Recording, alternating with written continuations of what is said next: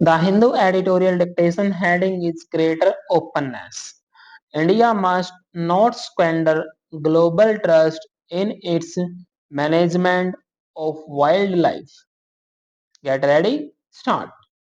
In September, a Supreme Court continued special investigation team reported to the court that Reliance Foundation's Vantra project in Jamnagar, Gujarat, India's largest private zoo, had been above board in the manner in which it had gone about acquiring wild animals from abroad.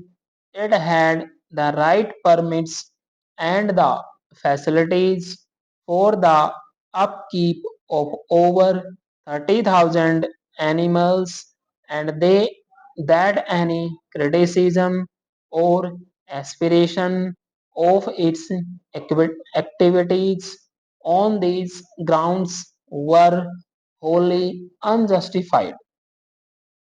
The court chose not to make the report public and only appended a summary in its order with the operative observations.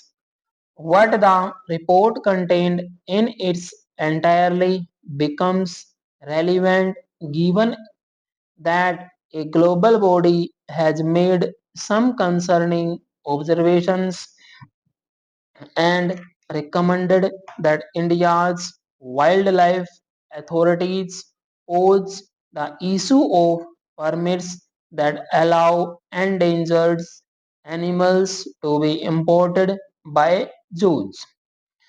This came after the CITES committee, the most influential agreement on cross-border wildlife movement, visited Jamnagar.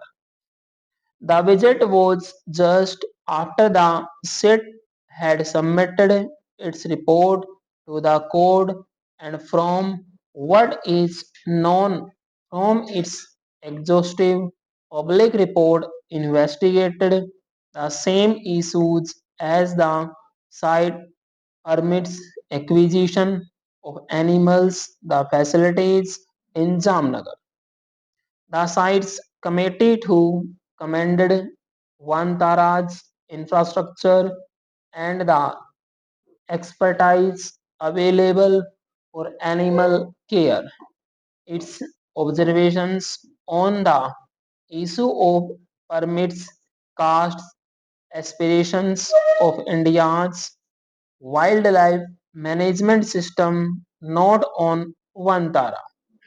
The committee's reservations stemmed from observations that permit codes accompanying several animal transfers did not always accurately reflect the arrangement between the exporting country and India.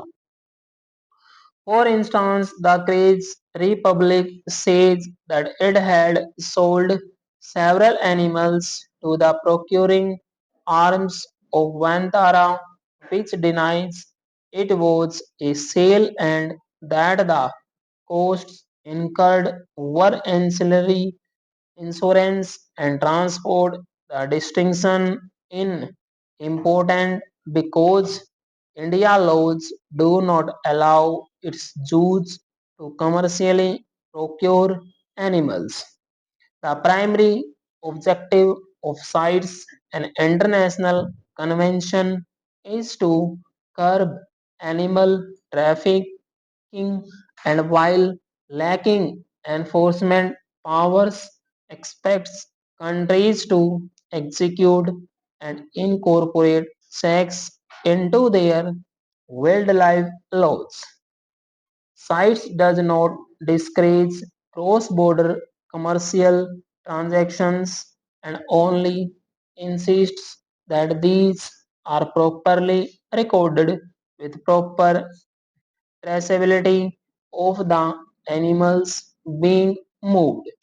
In several instances, the committee has observed that India's authorities ought to be more proactive in engaging with counterparts in other countries to investigate suspect traceability.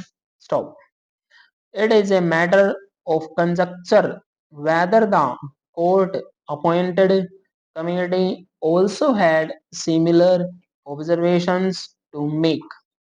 Transparent disclosure only reduces global trust in India's wildlife management and adds home to some of the most important biosphere, that is a reputation it can ill afford. Stop.